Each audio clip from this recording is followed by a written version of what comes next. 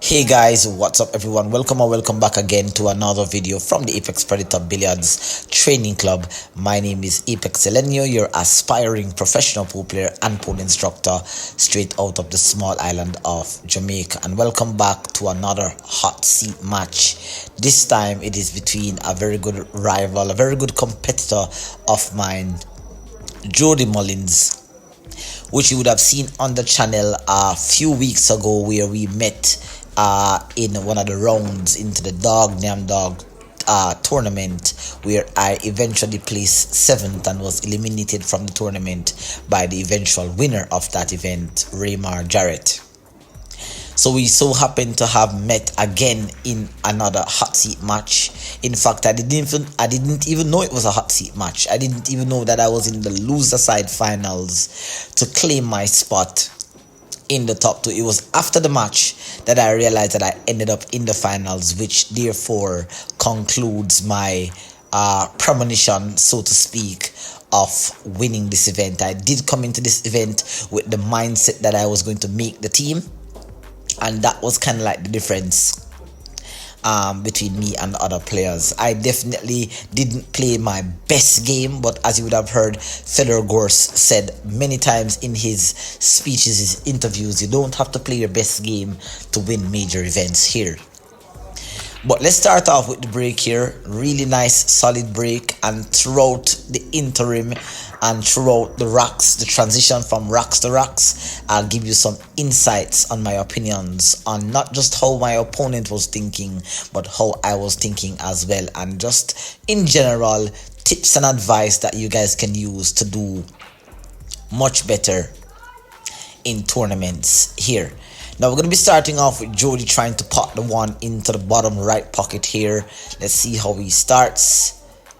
Alright, so he misses the 1 but gets a lucky fluke here on the 1 off the 9. So pretty good start there for him. It's good to be good, but it's better to be lucky. Good to be good, it's even better to be lucky. The great commentator Phil Yates here. So Jody now is somewhat on the 2. I believe he was trying to play a safety, and it's not too bad because it ends up on the short rail, and I'm partially covered by the 5 ball here. So definitely that had to be a safety attempt there by Jody, because based on where the 3 ball is wedged up behind the 6, he wouldn't have had a good look at the 3. So definitely he was trying to play safety. Now this is my first chance here at the table, and the worst start possible there. I don't know what happened. I was actually just trying to do a slight swerve to go under the 5, but it missed completely and starts off by giving my opponent here a ball in hand. Now, in fact, guys, both of us, Jody Mulllings and myself here, we struggled at different sections during this match. I wasn't aware that it was a hot seat match, as I told you earlier. I was just playing it just like a regular match. I knew that I had won a couple of matches. I lost a really heartbreaking match to Cahoon, which would have put me in a better position. But it is what it is. We have to fight. I find that the loser side really brings out the best in me here. Now Jody pots the 2 and is now on the 3, but didn't really. Not sure what happened there. Maybe it was a difficult shot based on the angle of the camera here.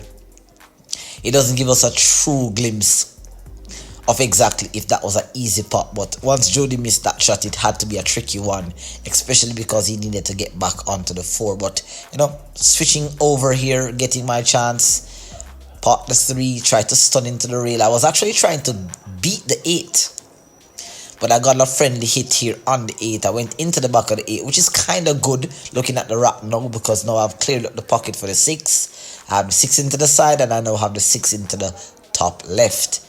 I still have a look at the 4, so this is going to be interesting to see how I get back onto the 5. I'm going to try to pot the 4. I'm going to try to beat that 7 ball here. Oh, I tried to kick. Okay, so that's interesting. And there again, I apologize because I kind of fluked a safety here on Jody. And you know, most pool players don't like when they are the recipient of this kind of safety. I definitely don't like when my opponent shoots at a shot, misses it, and gets a fluke safety there.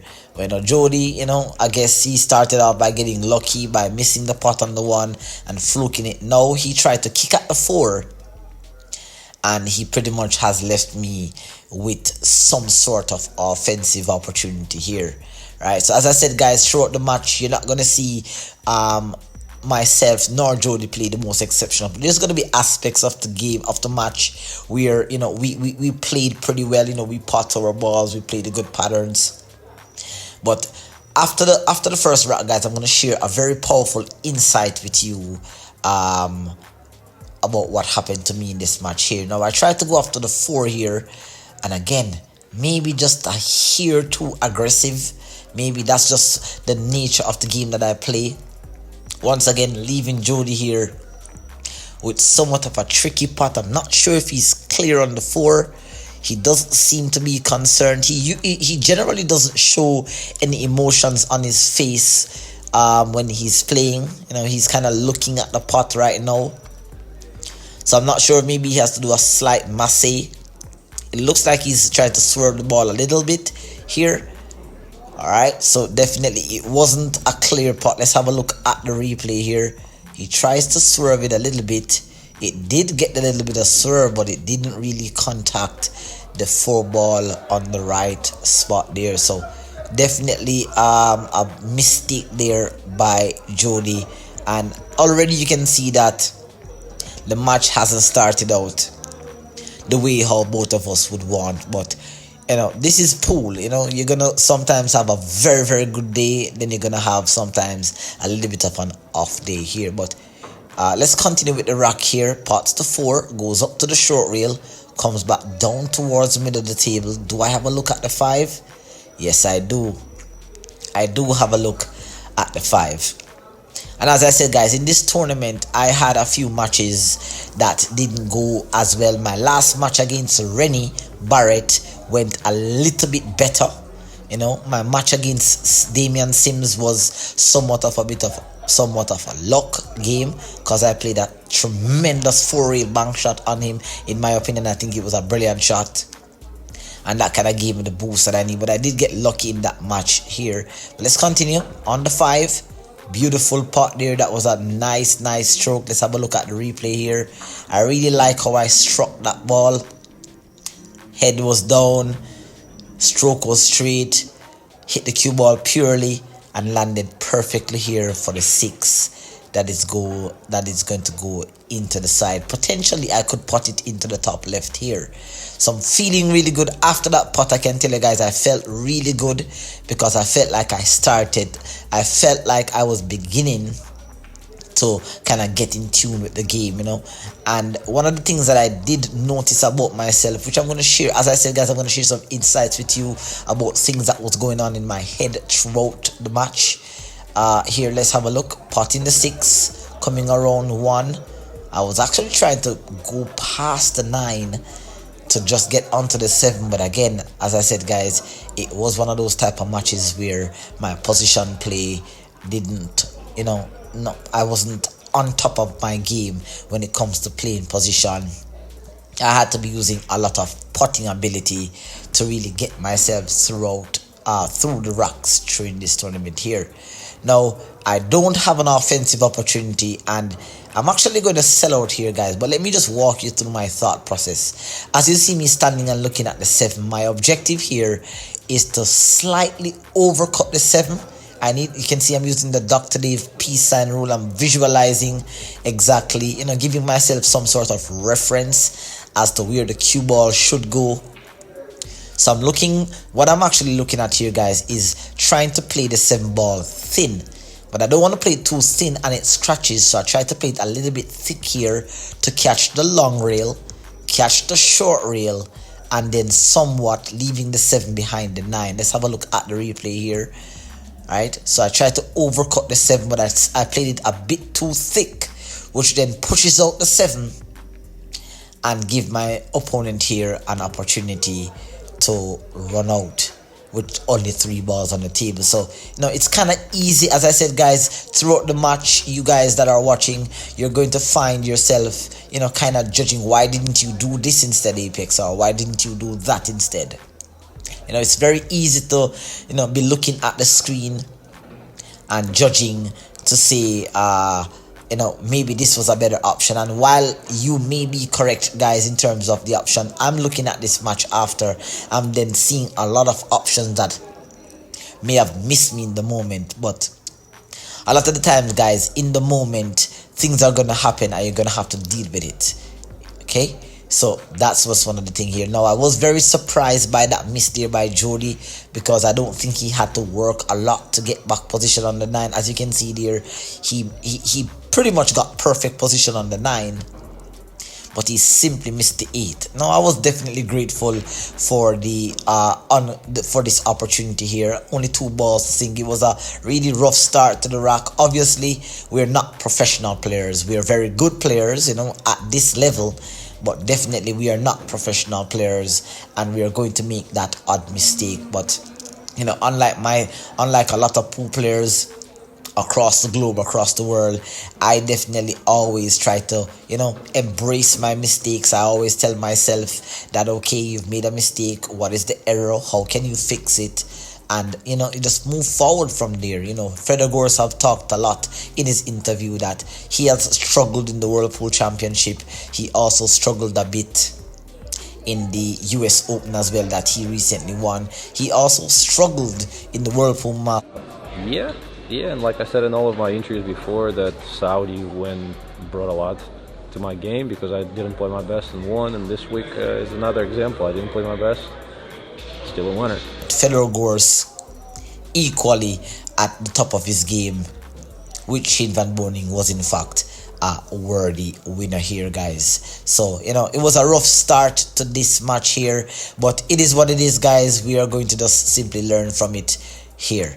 Now, as I said, guys, I'm going to be sharing some insights, not just on what I'm doing, because a lot of the times when I do my commentary on my matches or on my videos, I'm sometimes told by my viewers that sometimes I sound a little bit biased, like I'm giving compliments just to myself. But I genuinely always want to provide insights. Sometimes I see my opponent doing something incorrect, in my opinion, my humble opinion, and I feel like it's something that I have also been doing in my game. Great break shot there by Jody, in fact. Let's see here. Got a good spread on the object ball. Getting a ball down as well. You can see him approaching the table here. Or did he? Did he get a ball down? I'm not even sure. Yes, he did, because he's approaching the table. So, not a bad break shot there. He does have a look at the 1. He does have a thin snippet into the side. Maybe he could play it off the 7. He could go for the bank if he's going to stay offensive here. So let's see. He does look like he's going for the bank. Let's have a look. Beautiful shot there by Jody. Let's have a look at the replay here. That was worth a replay look. Solid hit there on the object ball. Beautiful control on the cue ball as well. Perfect position onto the 2 to play it either into the side or even straight up here. Automatic position as well here on the 3, I believe. Let's have a look. Right, now it's not automatic position, but he has played with some beautiful spin there, coming 2 cushions, coming for the 3 ball that potentially could go into the side. Well, definitely can go into the side here. And now the 4 ball is just laying really nice here, somewhat to the left side of the table. So let's see. Jody's gonna pop this 3 into the side. Roll out a little bit here, really nice. This tricky part, he's kind of on the wrong side of the 4. So let's see how he's going to get back onto that 5 that is onto the top half of the table. So he's on the 4, kind of bridging over the 7 a little bit awkwardly here. So he has to punch, comes around 3 rails, slides around. He's kind of fall out of position here. Is he gonna go for that uncharacteristic 5-9 combo? Is he gonna go for a carom or a billiard? Doesn't look to be going for the combination, so it looks like he's playing a billiard off the 9. Well, at least he tried to play a billiard off the 9. So that was a good attempt, but definitely mistake in his positional play there. It was a tough pot. It was a tough route to get back from the 4 to the from the 5. Pardon me, from the 4 to the 5. So he did pretty well on that, but failed to complete the billiard here. Really nice solid pot. 2 for 1 shot there. And I can tell you guys, just you can see how I paused. I was actually trying to pop the 5 into the corner, and I was slightly trying to draw off the 7 to get back position onto the 8. And I actually just went into the 7 full, and look at where the cue ball has landed, leaving me with an awkward back cut here on the 8. Now, I can tell you from now, guys, that when I potted this 8 ball here, which I am going to successfully pot, you can see I want to highlight the fact that the positional play that you're going to see here was definitely intentional. Notice how I'm moving my shaft from the short rail back to the long rail. The aim here is to back cut the 8, and this is something that I have added to my practice, which is why I'm happy that when it came up I was successfully able to visualize the shot. Here, have a look at this shot here, guys. Brilliant shot. Back cut the 8, takes 4 cushion. Watch the speed coming around. Dead perfect here for the 9. That was not luck. Let's have a look at that replay. I back cut the 8 here, come off 1 cushion, 2nd cushion. Notice where the cue ball landed on the 3rd cushion. Boom. Exactly where the chalk was. Comes off the 4th cushion. And from here on out, it's all about the speed of the shot. If my speed is not enough, I'm going to come short. Potentially have to cut it into the top left. And if my speed is too long or too hard, I might scratch into the corner. So it was a definitely perfect shot, in my opinion, and landing here on the 9. I can tell you guys, the feeling that I had, even though this rack was broken by Jody and he started the run, just the way how I went about the rack, apart from the fact that I was trying to draw off the 7 to land on the 8, I definitely felt really good after playing that 4 rail position. Not only because I landed perfectly on the 9, but it actually went into the exact path that I had visualized for that shot. So that was, in my opinion, a good shot. I really felt good after that shot. I almost felt like I couldn't lose this very short race match between me and Jody. And like I said, I came into this match with the momentum because I came off a good win. The last time I met Jody, I defeated him 4-2, and I missed 2 8-ball and still came out the winner. So I was feeling it. I had the momentum coming into this match here. Now again, starting off again with another break. Let's have a look at the replay. As I told you guys, I struggled so much with the break in this tournament. I was almost 0% successful. And as you can see here, once again, when I broke off, no balls was deposited, or I'm not sure. Did I get a ball down? Alright, so for the first time in this match here, I got a ball down on the break, and it was a beautiful spread in my opinion. As I struggled throughout the whole tournament. I struggled in every match. Every match that I won, I struggled. I either had to fight to get back into the match, or when I led in the match, I gave up an easy rack and gave my opponent a chance to come back into the match here. Now I don't have an offensive shot, so once again I was trying to play a safety on the 1. Still a little bit disappointed in terms of what occurred, because I was trying to wedge up behind the 9, potentially behind the 5. I did get a little bit fortunate here in terms of not leaving my opponent here with an offensive shot, but you definitely want to get the hook at all times here. Jody tried to play a thin snippet safety here, not leaving me. He wasn't able to really get any sort of locked up safety, but he left me a little bit uncomfortable here. Now you would have seen this video that I posted on my channel, which is the 30-degree cut shot. This one's a little bit more than 30 degrees. Obviously it's a bit thinner, but this shot I was very comfortable with it. As you can see, I went down without even considering, and I popped that one straight up into the corner, and once again landed perfectly somewhat here on the 2. Now you can see me shaking my head, and let me kind of share with you guys why I was shaking my head. For me, I just feel like unless the combination is kind of wired to the pocket, I'm not really a big fan of combination. I find the game a bit easier, and a lot of you guys may disagree with me in terms of why wouldn't you like a combination. It's not about me not liking a combination, it's about me having to play a difficult combination like this. And you guys may be looking at this combination and be saying, okay, that's an easy combination, Apex. But it actually isn't. And why it isn't an easy combination? The 9 ball is not in the pocket.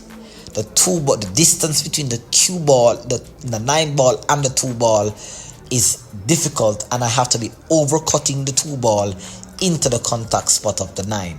So for those of you guys who think that was, how did you miss that combination?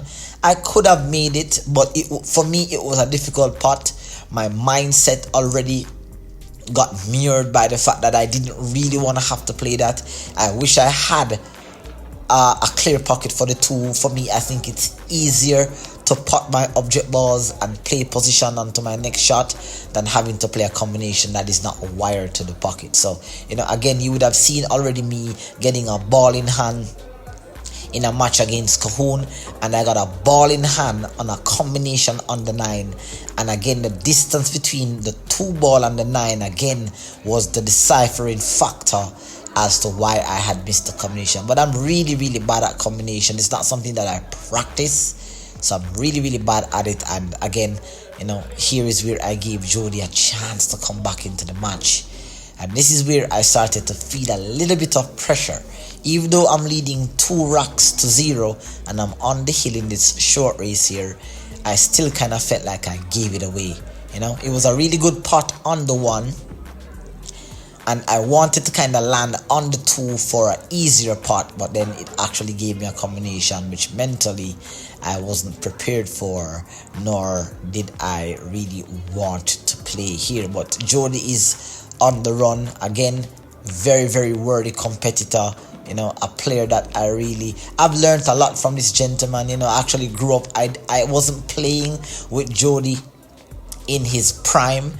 He's still a high-level competitor here in Jamaica, a worthy rival. In fact, he has won a major tournament a few months ago and placed second in also an equivalent tournament. With those kind of positional play, you can understand why this gentleman is perhaps one of the top 10 best players in Jamaica over the past decade. So no joke here. I can tell you that much, that regardless of whatever you may be witnessing on screen, whatever you may have seen in the last match, when you see this gentleman in his top form in his game, you can definitely be sure that if you don't capitalize on your chances, you will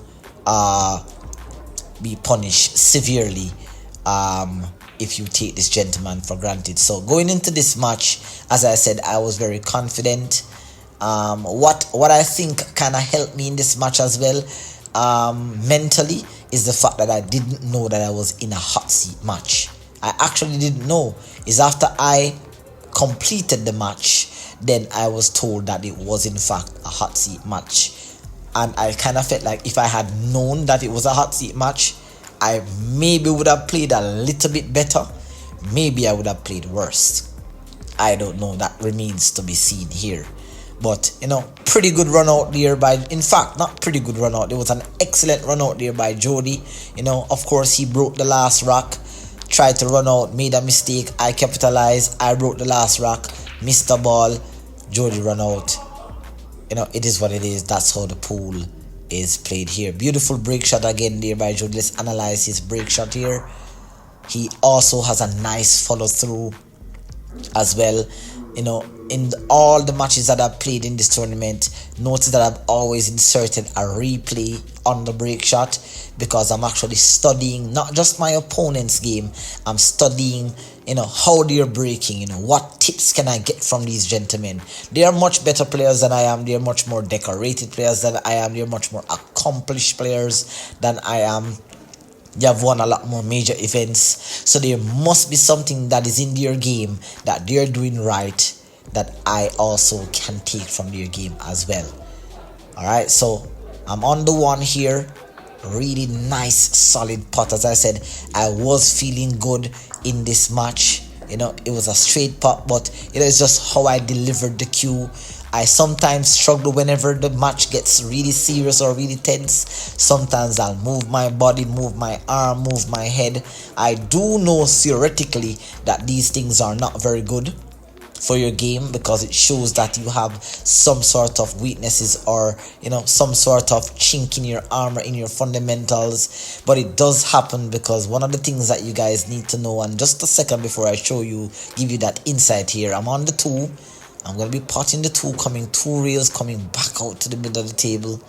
Really nice, kind of willing the cue ball there to hold position, kind of leaving me a little bit awkward, because the 4 ball is actually all the way down to the bottom rail here.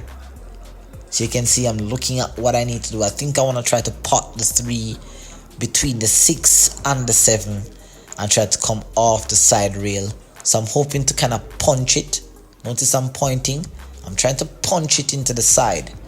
So I need to play with somewhat of a center ball, but I need to be careful here, because if I apply any form of stun, I could scratch here. So let's have a look. Nice pot. I did get a bit lucky. Let's have a look at the replay here. I pot the 3. It catches just the nipple, then the face of the side pocket. Fortunately for me, they're coming out a little bit lucky. Now, as you can see, I did raise my hand to apologize to Jody there, to let him know that I did get a bit lucky. I kind of felt like I should have actually scratched, but it is what it is. The game plays out nice here. So I'm on the 4 again. Look at this huge mistake that I make, and this is something that Dr. Dave spoke about on one of his recent videos. This particular shot here, where it forms an automatic scratch into the side. Let's have a look at the replay. I was very aware that it was close, but notice as I cut the 4 ball, I'm not sure, it picked up a little bit of swerve off the first reel. Because you can see I'm pretty disappointed. My cue kept banging on the table there a little bit. I was pointing that I needed to catch just above the side, but I kind of felt like the table cheated me a little bit, because there's no, well, I'm not going to say there's no way that it shouldn't scratch, because obviously it did, but based on the angle that I had, I really should have perhaps maybe catch just the top side of the side pocket. Potentially, if I had used a little bit of inside spin, catch below the side pocket there. But uncharacteristically here, Jody got ball in hand and missed on the 5. That is not usual. That is very, very uncharacteristic, and you can see just walking away a little bit disappointed there. He's very serious, I can tell you that. He's very serious, but I'm not sure what, Jody wasn't playing his best form. He alone can actually tell you what was going on. Maybe he didn't take the game as seriously as I took it. I'm not sure, but I kind of felt like I was definitely playing a little bit good, a little bit better in this match. You can see Jody kind of looking and ensuring that I don't scratch or foul a ball.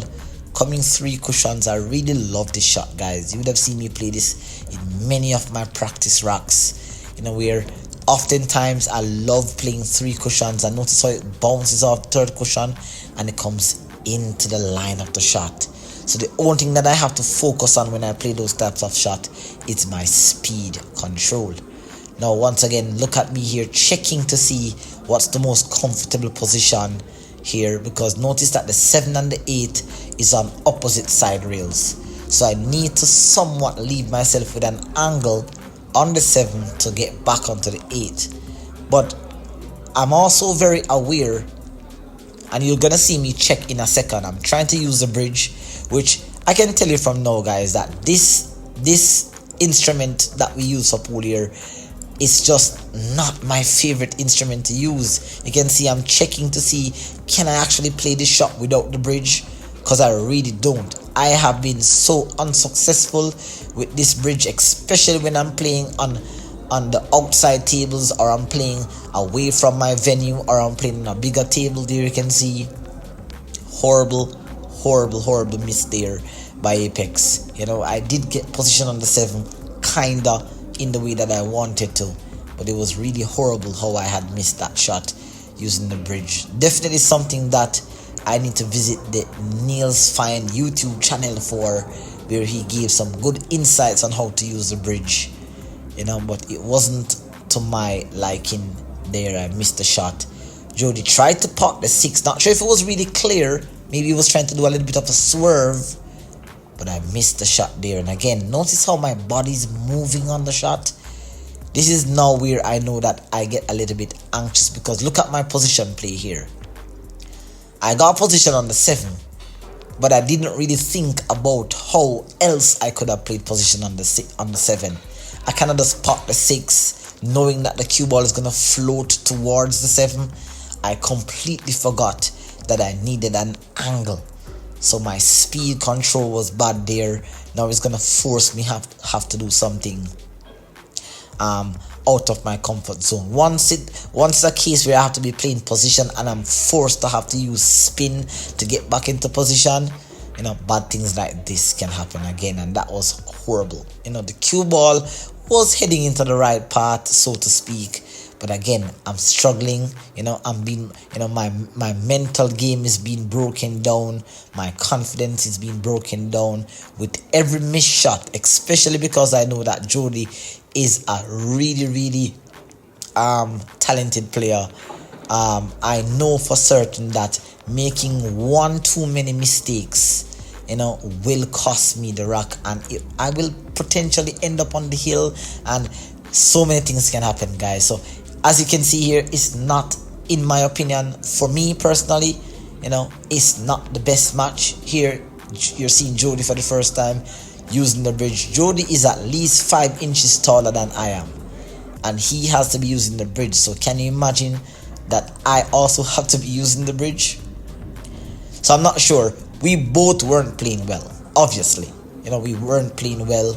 It's absolutely crazy how we missed these shots, and we're both not accustomed our environment where we practice. Well, at least for me, I don't have access to a 9-foot table. Well, I had access to a 9-foot table a year ago, but now I don't. I have to be practicing on an 8-foot table. So having to transition from an 8-foot table to a 9-foot table, I'm gonna have to be stretching. You know, I kind of felt like my bridging was off a little bit. I was moving a bit faster on the table. You know, yes, I was playing the basic positional pool, but it's crazy here. You know, I'm 2-1 in the lead. It's a short race to 3. And you're gonna look at this match, and if you look at the timing of the match, how is this match going on for another 10 minutes if Apex is on the 9 ball? Crazy, absolutely crazy. I cannot believe that I missed that 9. Let's have a look at the replay here. Let us observe what happened. Body movement. Now bear in mind, guys, that I'm an instructor of the game. This is something that I have encouraged you guys not to do. Then how can you encourage me not to do it, and you're actually doing it? Inadvertently, guys, I was a little bit too anxious on that shot. I mean, at the end of the day, I've just gotta accept my mistake there. It's crazy, and it's easy for you guys to judge. Let me show you an example of how the pros themselves have missed easy putts. Opponents, but this 9 ball is by no means a certainty.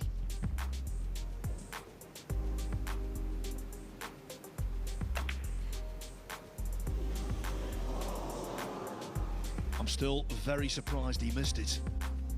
But a little thinner.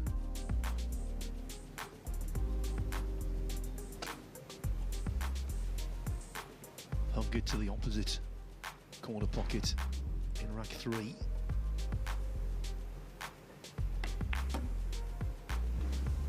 And would you believe, while not on the 9. In fact, in the most recently concluded tournament, you can see that Shane Van Boening himself missed a 9. There, you saw it there. So you can see I'm a little bit exasperated. You know, you can see that Shane Van Boening as well missed the 9 ball. Of course, it's not the same magnitude of pressure. It's not the same tournament. This is at least 10 times below the pressure that Shane Van Boening would have felt at that level. But Shane Van Boening is perhaps one of the greatest players in the world. If he's capable of missing a 9 ball, then who am I? So just for the viewers who may be judging and saying that I'm an instructor, how can you not pop that 9? It happens to the best of us. And you can see I was very exasperated there a while ago, you know, having my, I kind of put myself in this position. So if I were to lose this match and I wasn't able to make it to the finals, it would be heartbreaking because I had it in the bag. Jody literally gave me the match there by missing that 8, but it is what it is. You know, Jody has won. I still have to keep my mental game strong here and stay focused and capitalize on my chances if I do get any here. Let's have a look at my third break shot. Once again, as I've told you guys, in this whole entire tournament, I struggled. I struggled with my position play. I struggled with my break. Again, breaking, no balls potted on the break. Or did it? 1, 2, 3, 4, 5, 6, 7, 8, 9. No balls were potted on the break. Jody's now on the hill. There's a momentum shift here. Jody now feels like he has a chance. And he does, of course. But, you know, let's see how it goes here. He tries to pot, well, he pots the 1. And the 8 comes and spoils the party. He had a clear look at the 2.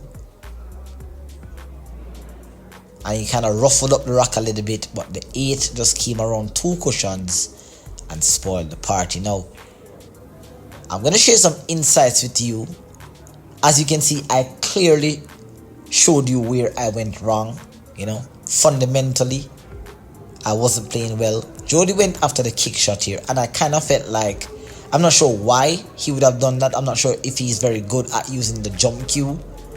But that 9 ball clearly blocked the path for the 2. So I'm not sure what happened there in terms of that decision. But, you know, in that moment, Jody thought that the kick was best. And, you know, to our viewing, maybe it wasn't the best shot. But, you know, in his opinion there, in that moment, it came across as being the best option there. Now, let me first highlight, and I want to do this first. I want to first highlight a lot of the things that I was doing incorrect throughout the whole match.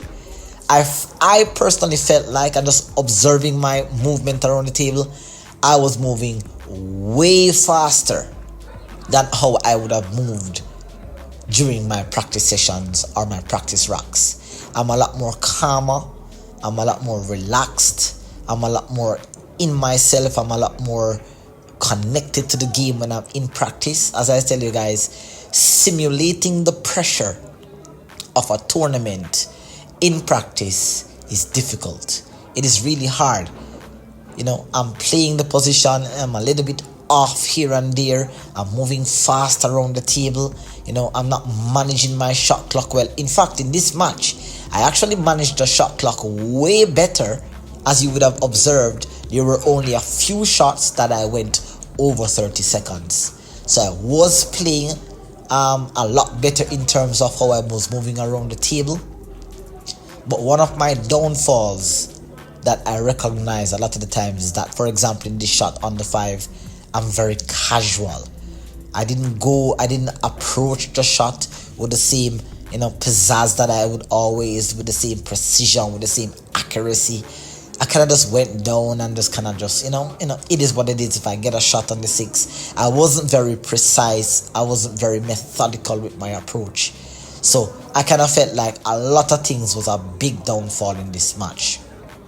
So there you can see I've highlighted a lot of little things that I did incorrect in this match. Now, of course, my opponent also did some things that I felt like I would have been doing, I may have been doing all my career. Again, missing that uncharacteristic 6 ball. Absolutely crazy how me and Jody here, we were missing so many easy shots. And it was such a badly missed shot because he didn't really get a solid position here on the 7. Once again, I'm getting a chance. I pot the 6, come around 2, 3 rails, gets perfect position here on the 7. Let's have a look at the replay. Remember that I missed a shot very similar to this earlier on the 7, which literally gave Jody the last rock, and I sold out, but I was able to execute this one. Now, once again, as I said, I've always been accused of I've not been accused a lot, but I've been told that a lot of the times when I'm commentating on my match, it often seems like I'm highlighting my opponent's errors more than how I'm highlighting mine. And I've told you on numerous occasions I've played poor shots, I've played poor positional play. For example, look at this 7 ball that I missed here. Absolutely crazy. How can you miss this as a pool instructor? This is the first time that I kind of felt like I just could not hold the emotions. I usually don't react like this on the table. Look at that, pulling back the cue, missing. I'm on the hill. It's crazy. I literally raised my hand because I was so exasperated by what was happening to me here. I don't know how. I'm very, very disappointed in myself. Very, very disappointed, guys. But there were a couple things, and I'm not sure if you recognize this throughout how Jody was playing. I don't think I want to say it in this commentary, but there's something that Jody was doing in most of his shots. In fact, 90% of his shots. And I would share that opinion with you. Obviously not on this platform, but I will definitely let him know what I observe in terms of how he was stroking the object ball. It could be a game changer for him. I think that it could be, but many players, and you can see scratching that. It was a crazy match. Absolutely crazy match. I could not believe Jody scratched that shot, but it is what it is. I still respect him as a player. We didn't have the greatest match, but he is a Jamaican champion. He has won many major tournaments. So I'm just considering myself very fortunate to have been I consider myself very fortunate to have not just won this match, but have won matches against him, because I may have caught him on an off day. I may have caught him on a day where mentally he wasn't zoned into the game. And you can see even on the last ball here, guys, I'm leaving myself very difficult here.